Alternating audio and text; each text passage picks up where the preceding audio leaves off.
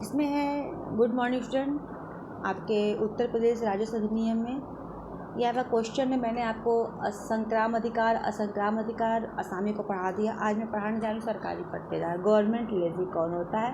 धारा 147 से 158-52 तक सरकारी पट्टेदार परिभाषा कहाँ दी गई है? 147 से सेक्शन 148 में परिभाषा दी गई है। पुराने एक्ट में इनकी परिभाषा 133A में दी गई थी। बेदखली के आधार इनके हैं 149, 150 में। सरकारी पट्टेदार की भूमि में अतिचारी बेदखली 151 में। बकाये की वसूली धारा 170 में।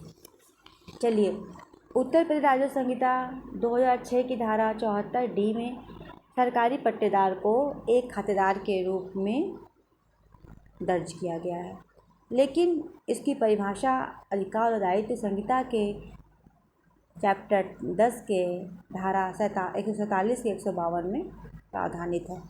सरकारी पट्टेदार की परिभाषा: प्रत्येक ऐसा व्यक्ति जिसे राज्य सरकार इस संहिता के पूर्व या पश्चात कोई भूमि पट्टे पर दी हो, तो ऐसा व्यक्ति ऐसी भूमि का सरकारी पट्टेदार कहा जाएगा। ऐसा धारा 148 के अनुसार सरकारी पट्टेदार के सभी अधिकार और दायित्व पट्टे की भत्तों और प्रतिबंधों के अधीन प्राप्त होंगे। सरकारी पट्टेदार के अधिकार: सरकारी पट्टेदार को आवंटित किया गया या आवंटित की गई जो भूमि होती है उस पे भूमिधरी या असामी का अधिकार प्राप्त नहीं होते हैं, लेकिन संहिता के अंतर्गत सरकारी पट्टेदार को केवल 3 अधिकार प्राप्त होते हैं। वे कौन कौन से हैं? जोत पर उत्तराधिकार पाने का अधिकार धारा 108, 110। आवंटित भूमि पर कब्जा पाने का अधिकार धारा 151। क्षतिपूर्ति पाने का अधिकार धारा 151 क्लास 1। सरकारी पट्टेदार की बेदखली धारा 149 से 150 में। राज्य सरकार द्वारा आवंटित भूमि के सरकारी पट्टेदार को धारा 150 के अनुसार उप जिलाधिकारी के समक्ष लाए गए आवेदन पर निम्न आधारों पर बेदखल किया जा सकता है। कौन कौन से आधार हैं?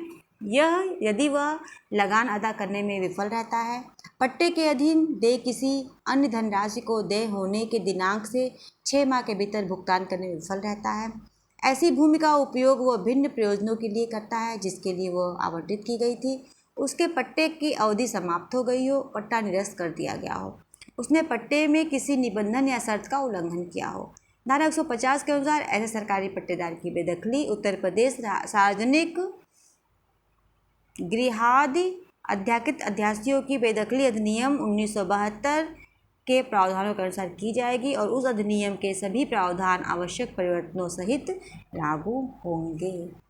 ये आपके सरकारी पट्टेदार के बारे में मैं आपको बता रही हूँ, जो चौथे श्रेणी का जोतदार माना जाता है। सरकारी पट्टेदार को आवंटित भूमि से अतिचारी की बेदखली धारा 151। यदि किसी सरकारी पट्टेदार की किसी भूमि पर या सरकारी पट्टेदार के तौर पर दर्ज किसी भूमि पर ऐसा कोई व्यक्ति जो सरकारी पट्टेदार से भिन्न हो भूमि पर कब्जा कर लेता है या उस पर कब्जा बनाए रखता है, तो धारा 151 क्लास 1 के अनुसार सरकारी पट्टेदार ऐसे अतिचारी के विरुद्ध वाद दाखिल कर उसे बेदखल कर सकेगा और ऐसे प्रत्येक वाद में राज्य सरकार एक आवश्यक पक्षकार होगी।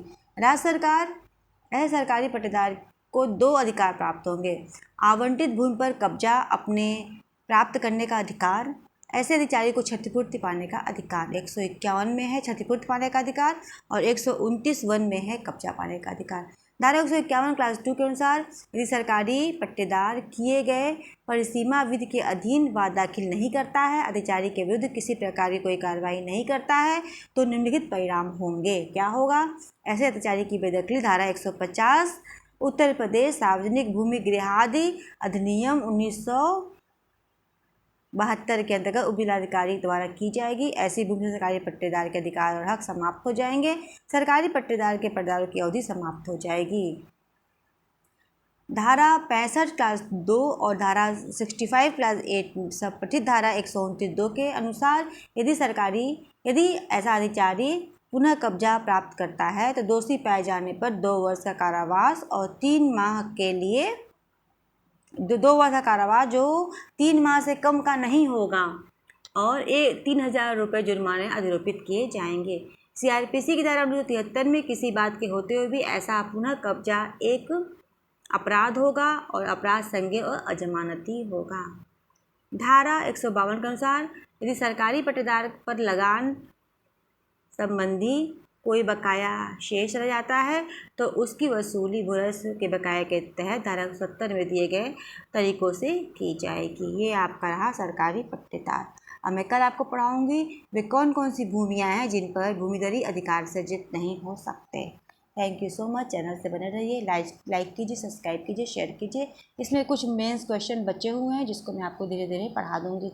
उन बच्चों के लिए सॉरी जिनके एग्ज़ाम निकट हैं, वो मैं तो नहीं पढ़ा पाई, लेकिन आगे के बच्चों के लिए मैं इसको कंटिन्यू करूँगी। इसके बाद मैं आपको प्रोसीजर पढ़ाऊँगी। Thank you so much.